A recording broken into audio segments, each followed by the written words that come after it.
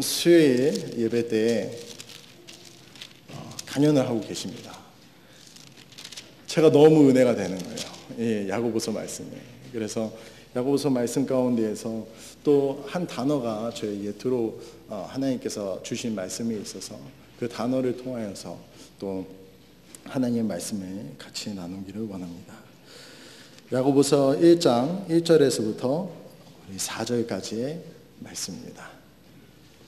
자, 모두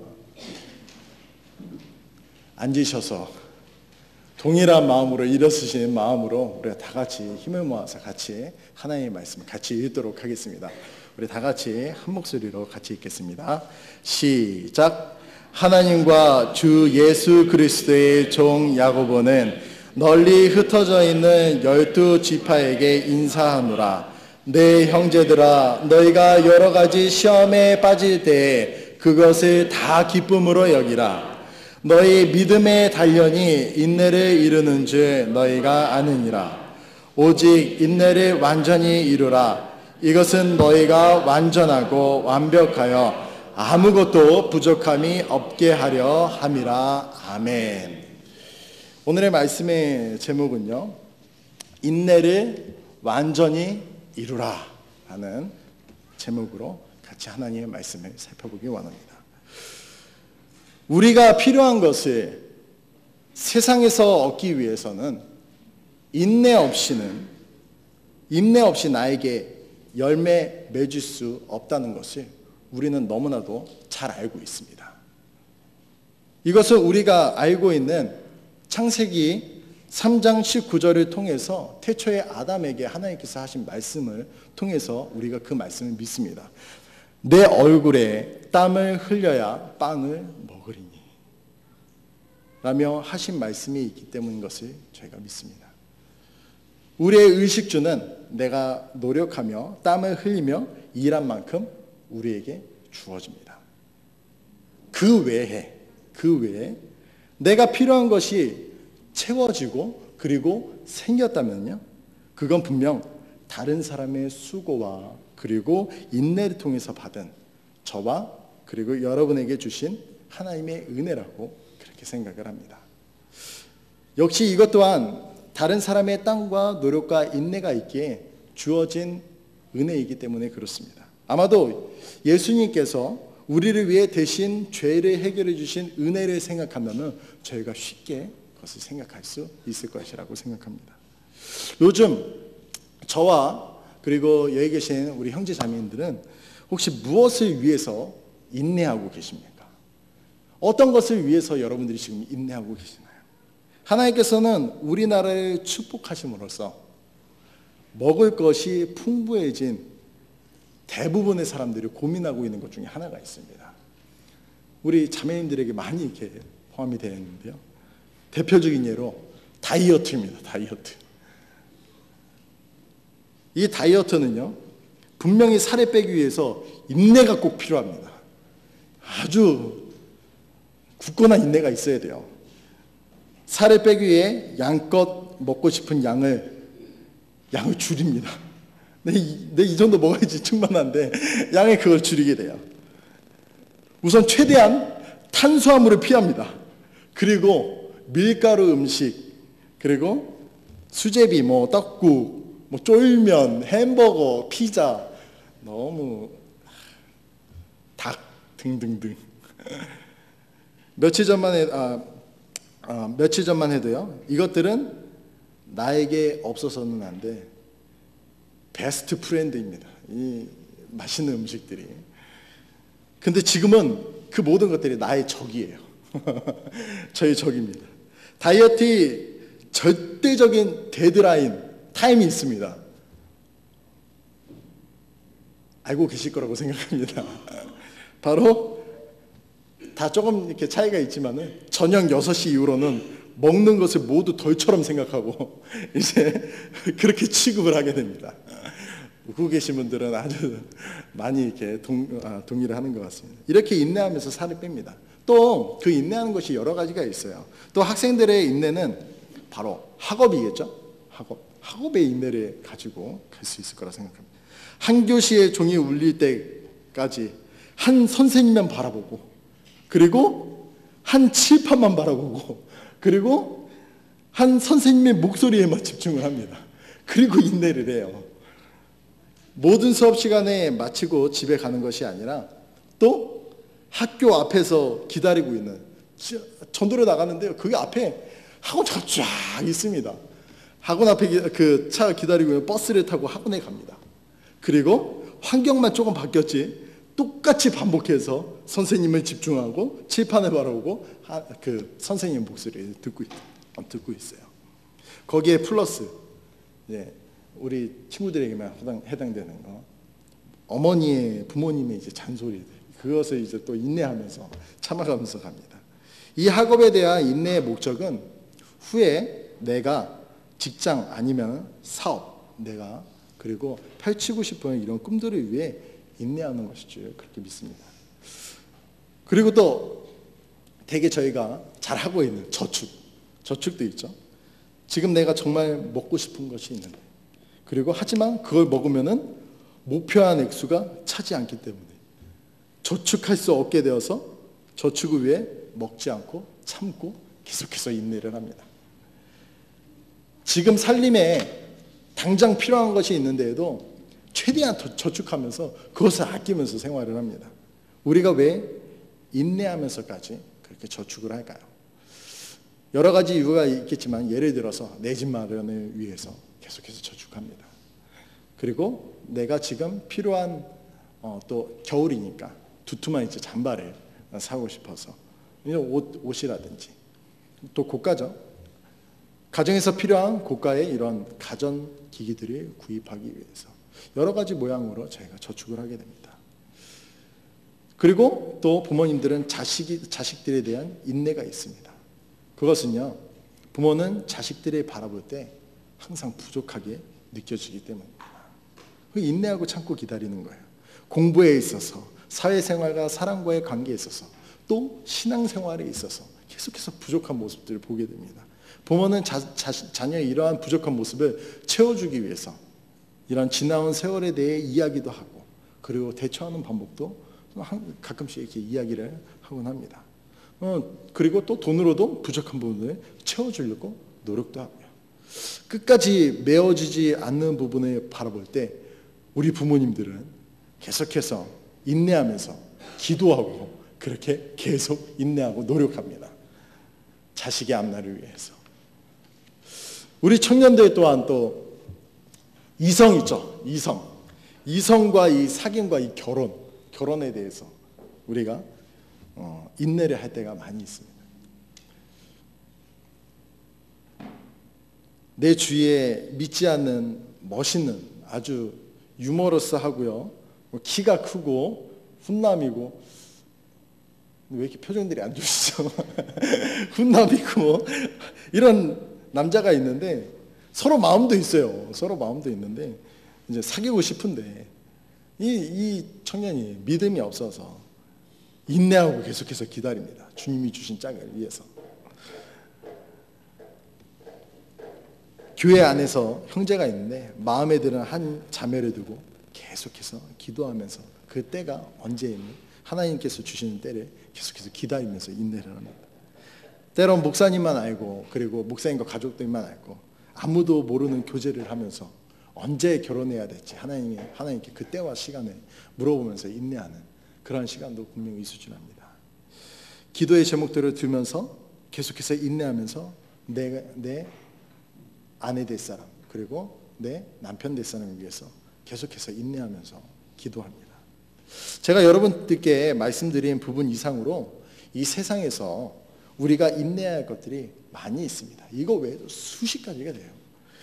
오늘 하나님의 말씀 중 가장 핵심이 되는 내용은 바로 4절에 말씀하고 계십니다. 우리 4절 말씀을 잠시 보겠습니다. 여기에 우리가 포커스를 맞추고 오직 인내를 완전히 이루라 라고 말씀하고 계십니다. 인내를 이루는데, 인내를 하긴 하는데 완전하게 이루라라고 하나님께서 그렇게 말씀을 하셨어요. 그냥 중간에 하다가 포기하는 것이 아니라, 그냥 아예 안 하는 것이 아니라 인내를 어떻게 완전하게 이루라라고 말씀하고 계십니다. 그리고 인내를 하되 완전하고 완벽하게 아무것도 부족함이 없게끔 하라라고 하나님께서 그렇게 말씀하십니다. 그렇다면 이 말씀은 하나님께서 우리가 인내를 완전히 이루지 못하는 경우가 있기 때문에 우리에게 야고보를 통해서 기록하신 말씀일 것이라고 저는 그렇게 믿습니다. 이것은 2절 말씀 가운데 인내를 하지 못하도록 하는 문제가 있기 때문입니다. 2절 말씀 가운데 보시게 되면요, 너희가 여러 가지 시험에 빠질 때라고 말씀하고 있습니다. 여러 가지 시험에 빠집니다. 저와 그리고 여러분에게 오는 시험은요, 시험을 하는 대상이 분명히 있습니다. 사물이 될 수도 있고요, 아니면은 사람이 될 수도 있고, 어떤 대상이 있어요. 그 대상을 성경 말씀을 통해 우리가 생각해보면 첫째로 하나님, 그리고 사탄, 그리고 마지막으로 육신으로부터 오는 이런 정욕, 이런 크게 이런 세 가지의 시험으로 우리가 나타날 수 있다라고 이렇게 생각을 합니다. 근데 우리는 잘 분간하지 못해요. 어떤 것이 하나님, 이것이 마귀에게서 오는, 아니면 내 정욕 때문에 오는 이런 시험인가? 잘 구별하지 못합니다. 우리 야고보서 1장 13절 말씀을 한번 보도록 하겠습니다. 야고보서 1장 13절 말씀을 보게 되면요, 하나님께서는 악으로 시험을 받지도 아니하시고 친히 아무도 시험하지 아니하신다라고 말씀하십니다. 믿으십니까? 하나님은 절대 시험하지 않으시는 분이십니다. 그냥 심플하게 저희가 믿는 거예요. 이 말씀 가운데 하나님께서 그렇게 말씀하셨으니, 만약에 시험을 했다라고 해도 어떠한 것이 있기 때문에 분명하게 그게 시험이 아니라는 것을 밝히 하나님께서 드러내실 것입니다. 우리는 이 말씀을 저희가 믿어요. 그래서 그럼 남은 것은 사단과 우리 육신의 것입니다. 그렇죠? 하나님은 시험 안 하신다 그랬으니까 두 가지예요. 나와 그리고 사탄입니다. 만약 이런 시험이 그리스도인들에게 올 때 2절 말씀에 하나님은 우리에게 이렇게 말씀하고 계십니다. 이 문제의 해답이에요. 바로 그것을 전부 다 기쁨으로 여기라. 인내를 하는 데 있어서 필요한 것이 무엇이냐면 이 기쁨이라고 말씀하고 있습니다. 하나님, 제가 다이어트를 하기 위해서 열심히 하는데 왜 제게 이런 5성급 호텔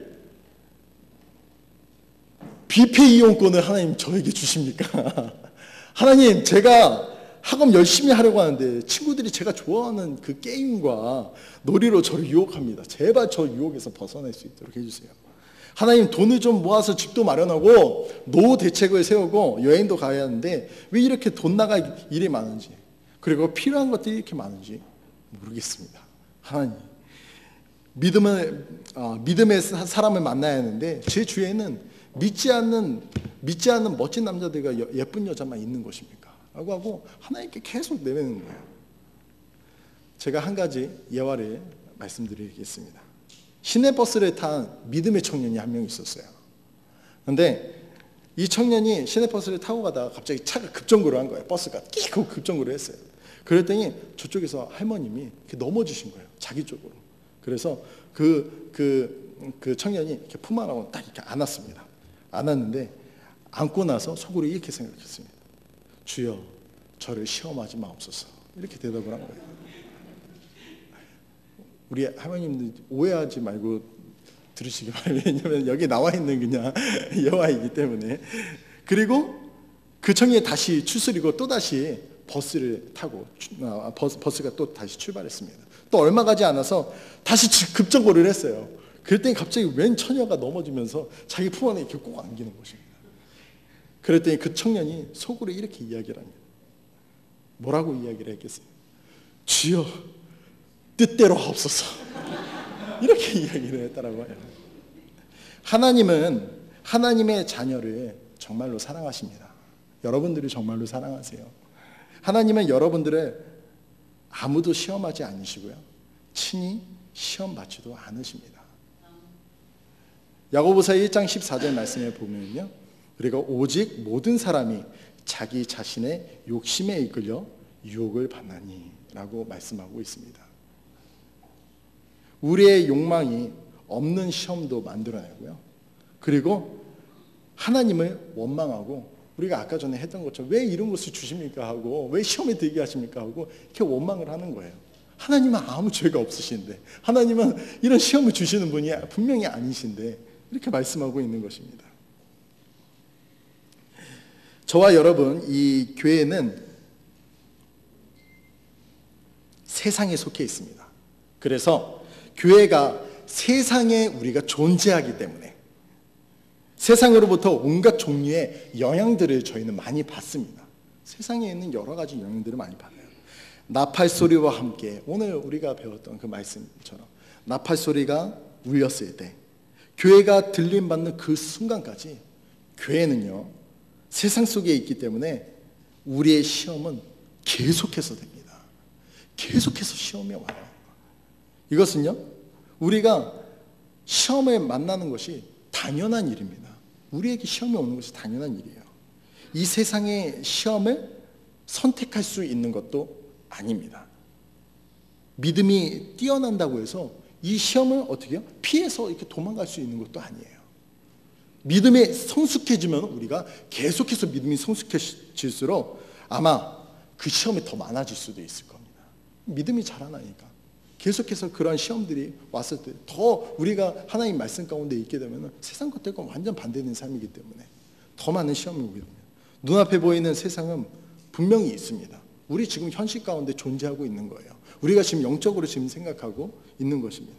내가 아무리 부인하고 싶은 부분이 있어도 그것은 바로 현실로 계속해서 우리 앞에 계속해서 나타나게 됩니다. 문제가 없다고 생각하는 것 또한 문제를 회피하는 것이 됩니다. 문제가 없다라고 생각해. 나는 아무것도 없어. 하지만 그것은 문제를 계속해서 회피하는 경우가 되는 거예요. 없는 것으로 취급한다고 해서 없어지는 것이 아닙니다. 하나님의 이런 문제와 시험에 빠질 때 말씀하십니다. 그것을 다 기쁨으로 여기라. 이 한 말씀에 우리가 순종하게 되면요, 이 모든 시험들을 하나님의 말씀처럼 완전하게, 이 인내를 완전하게, 온전하게, 완벽하게, 부족함 없이 우리가 이길 수 있는 것입니다. 믿으십니까? 우리가 기뻐해야 돼요. 어떤 시험이 오든 어떤 환난이 오든 우리는 기뻐해야 합니다. 창세기 37장 그리고 39장에서는요, 인내를 기쁨으로 여긴 한 사람이 있습니다. 이 사람은요, 그는 다른 주변의 사람들이 아닌 형제자매에게, 자신이 지금 옆에 있는 정말로 혈육관에 있는 형제자매에게 버림을 받았어요. 은 20세기, 20개로. 그 사람은 바로 요셉입니다. 노예가 호위대장인 보디발이라는 집에 들어가기 쉽지 않을 것입니다. 근데 들어가게 됐어요. 요즘 가장 힘들어하고 있는 이 취업에 대해서 여자 남자 할 것 없이 요즘에는요, 그 면접 보고 이렇게 들어가기 위해서 성형 수술을 합니다. 그리고 웃음 이런 트레이닝도 받아요. 면접관에게 잘 보이기 위해서 노력하고 있는 것을 뉴스와 그리고 인터넷을 통해서 종종 보게 됩니다. 100%, 지금부터 100% 면접에 합격할 수 있는 일체의 비밀을 우리 청년들께 알려드리겠습니다. 일체로 들어갈 수 있는 것들. 이것은 하나님 말씀 가운데 분명히 말씀하고 계세요. 그것은 요셉을 보면 알 수가 있습니다. 호위대장의 집에 들어가기 쉽지 않았을 텐데 말씀을 유심히 살펴보면요, 답을 알 수가 있습니다. 그것은요, 들어갈 수 있는 그 비결이 무엇이냐? 그것은 바로 형제들에게 팔려간 요셉에게는 아마 그 개인적인 시험이었을 거라고 저는 그렇게 생각을 합니다. 하지만 요셉은 그 시험 가운데에서도 자기가 받은 시험을 다른 사람의 탓으로 돌리지 않고, 그리고 자신의 못난 사람이라고 자신 또한 학대하지 않았어요. 내가 이렇게 못난 사람에게 버려졌다 하고 자신을 학대하지 않았다는 것입니다. 그 일체의 비결은 바로 본문의 말씀과 같이 바로 이 요셉이 기뻐했기 때문입니다. 그걸 알 수 있는 장면이요, 이 한결같이 노예들이 이런 표정으로, 좋은 표정으로 있지 않을 것 같습니다. 앞에 가서 그냥 이렇게 웃음 지으면서 나를 뽑아달라고 이렇게 웃음 짓고 하지만은 그게 아무리 억지 웃음으로 일어나는 겉모습에 이렇게 표현한다고 해도 이 내면에서 흘러나오는 이런 기쁨의 차원, 그리고 그 바깥으로 뿜어져 나오는 그 모습과는 완전히 확연하게 다르기 때문임을 저는 그렇게 믿습니다. 높은 직분을 맡고 있는 것은 내면에 있는 모습 또한 볼 수 있는 내공이 있을 것이라고 그렇게 믿습니다. 하나님께서 괜히 그렇게 권세 잡은 자들을 이렇게 세워놓으신 건 아니라고 생각을 해요. 하나님과 같이 요셉은, 말씀과 같이 요셉은 시험 가운데 있었지만은 주위에 있는 그 누구를 비방하거나 탓하지 않고 말씀 그대로 계속해서 기뻐했습니다. 그랬더니 하나님께서 그에게 좋은 일자리를 주셨어요. 그리고 그가 형통하게 되어서 그가 자기 집을 감독하는 자로 삼고 자기의 모든 소유를 그의 손에 맡깁니다. 어떻게 노예가 그런 호위 대장의 그 보디발 집에 들어서 그러한 화를 누릴 수 있고 그러한 직분을 맡을 수 있겠습니까? 우리가 생각했을 때는 여러 가지 스펙과 우리가 어떠한 것들을 뛰어난 것들, 지식적으로 뛰어나서 우리가 들어가야지, 그렇게 해야지 우리를 뽑아준다고 생각하지만 하지만 다른 것이에요. 이 말씀과는 너무나도 다릅니다. 믿음의 역사가 이 말씀 가운데 말씀하고 있습니다. 뿐만 아니라 요셉은 보디발의 아내로부터 억울한 누명을 쓰기도 하고요. 이같이 오는 시험을 또 기쁘게 계속해서 여겼더니 간수로부터 모든 죄수들이 요셉의 손에 맡기는 어디 가나 쓰임받는 사람이 되는 것을 말씀을 통해서 계속해서 볼 수가 있습니다. 두 번째로 여기 하나님께서 허락하셔서 우리의 육신으로부터가 아닌 사단으로부터, 우리 육신으로부터가 아닌 사단으로부터 오는 시험을 받은 사람이 있습니다. 그 사람은 바로 욥입니다. 하나님께서 욥을 자랑하십니다. 욥만큼 온전하고 거룩한 사람이 어디 있냐고 하니까 사탄이 딱 나타나는 거예요. 사탄이 뭐라고 이야기해요? 하나님께 제안을 합니다. 욥이 하나님을 경외하는 것은 순전히 동방 최고의 부자이기 때문입니다. 제가 시험을 할 수 있도록 요청합니다. 그 사단이 요청을 해요. 내가 시험을 할 수 있도록 해달라. 사단이 하나님의 허락을 받아서 욥의 재산을 칩니다. 그리고 심지어 욥의 자녀들도 전부 죽입니다. 내가 내 어머니 태에서 벌거벗고 나왔은즉. 근데 그래도 욥은 하나님이 욕하였거니 이렇게 이야기합니다. 내가 내 어머니 태에서 벌거벗고 나왔은즉 또한 벌거벗은 채 그리로 돌아가리라. 주신 분도 주시오, 가져가신 분도 주시니 주의 이름이 찬송받을지어다. 완전히 쫄딱 망하고 자기가 사랑하는 그 아들 딸들이 전부 다 죽었는데 하나님을 찬양합니다. 이번에는 욥의 몸을 처벌하고 욥의 몸을 처벌하고 합니다. 그랬더니 사단의 욥의 몸을 머리에서부터 발끝까지 종기가 나게 합니다. 그는 죽을 지각까지 왔지만 하나님의 욕하지 않아요. 그리고 질그릇 있죠. 자기 바닥에 떨어져 있는 거 완전 폭삭 망했으니까 질그릇 조각을 꺼내다가 그 종기난 부분을 팍팍 긁습니다. 팍팍 긁고 있어요. 이것을 옆에서 아내는 살아있죠. 아내가 지켜보고 이렇게 이야기합니다. 당신이 아직도 당신의 순전함을 지키느냐? 하나님을 저주하고 죽으라. 하지만 요셉은요 이렇게 대답합니다. 10장의 말씀 가운데 우리가 하나님의 손에서 좋은 것을 받으며 또 나쁜 것을 받지 아니하겠느냐 하고 이 모든 일에서 욥이 자기의 입술로 죄를 짓지 아니하리라 라고 말씀하고 있습니다. 이 말씀은요 욥의 육체의 정욕 때문에 생긴 것이 아니라 하나님께서 시험을 허락한 이 사탄을 통해서 오게 된 시험인데도 불구하고 그 시험을 자기의 육신이 아니라 그렇게 시험하는데도 불구하고 기뻐하였습니다. 기뻐했어요. 하나님이 찬양했습니다. 기뻐해야지 하나님이 찬양할 수 있죠. 그냥 이렇게 노래 부른 것이 아니라 정말 기뻐하면서 찬양했을 거라고 생각합니다. 그러니까 아내가 그걸 보면서 그렇게 남편에게 화를 내죠. 너는 이렇게 이거 없느냐 이렇게 이야기를 하면서 화를 내는 이 아내도 이해가 갑니다. 하지만 좋은 것을 주시는 하나님의 믿는 차원을 넘어서 이런 빈몸이라도 하나님의 존재 자체로 인해 기뻐하는 욥의 인내를 보았을 때 본문에서 말하고 있는 완전히 완벽하게 아무것도 부족함이 없이 기쁨으로 인내를 이룬 사람이라고 저는 그렇게 말할 수 있을 것이라 믿습니다. 요셉과 그리고 욥의 완전한 인내는 하나님의 축복으로 나타나게 됩니다. 그런 완전한 인내를 했었을 때 그 결과예요. 우리가 완전하게 그 시험을 이뤘을 때 그 결과물이 분명히 나타납니다. 어떻게 나타나느냐?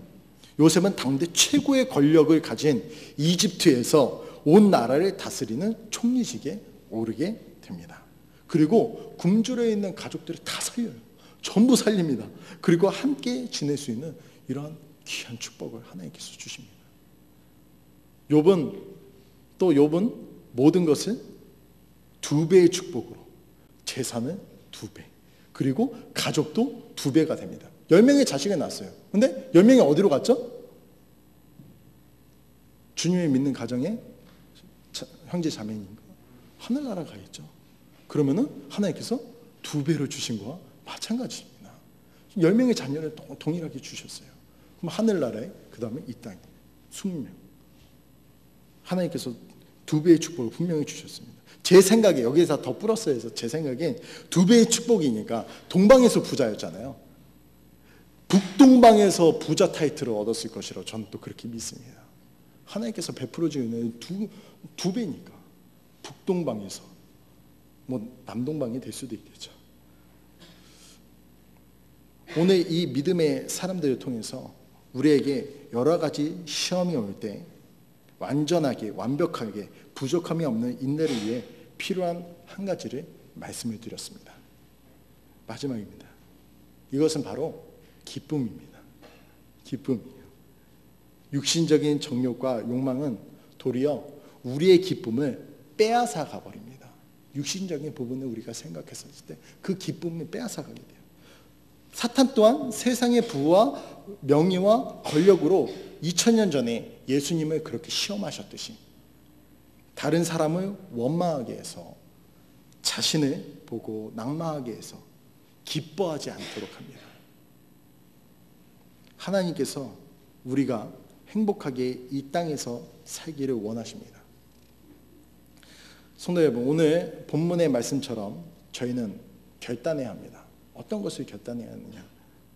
인내를 완전하고 완벽하게 아무것도 부족함이 없게 하기 위해 어떤 세상의 유혹가 자신에게 시험해 와도 그것을 다 기뻐하겠다고 하나님 앞에 우리가 결단해야 됩니다.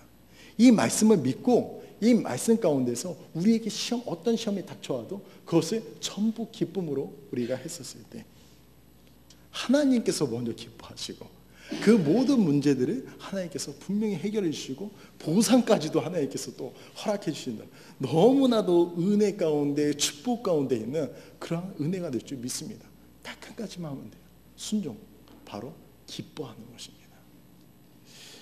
마지막으로 우리 데살로니가전서 5장 16절에서 18절의 말씀을 읽고 우리가 마치도록 하겠습니다. 데살로니가전서 5장 16절, 17절, 18절 말씀 우리 다 같이 한 목소리로 읽고 말씀을 마치도록 하겠습니다.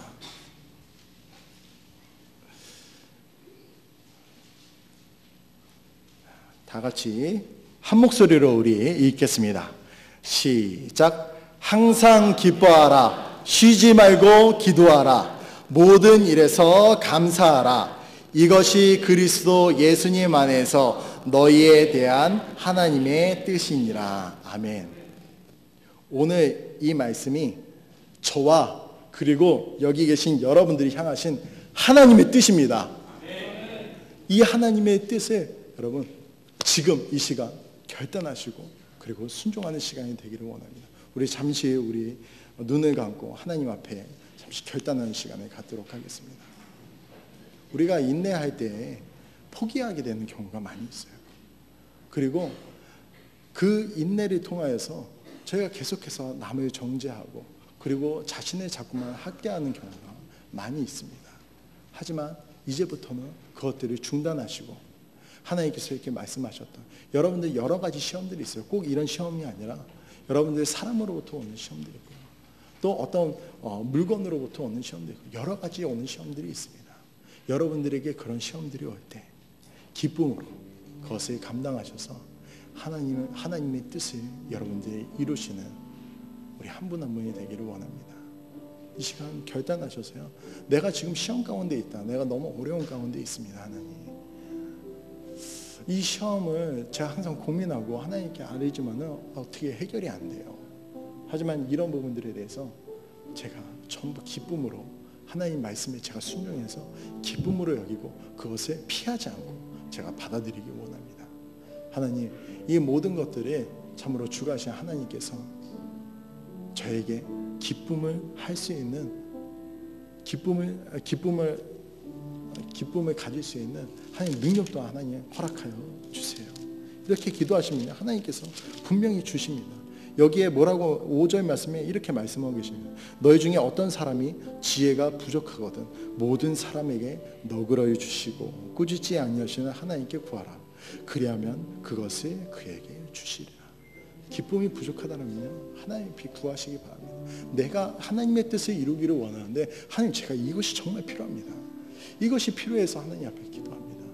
그의 나라와 그의 뜻을 먼저 구해서 참으로 그것에 나타내보라. 또 하나님께서 주시는 보너스도 여러분들이 누리시고 참으로 주님의 뜻을 이루셔서 하나님의 나타내시는 저와 여러분이 되기를 원합니다.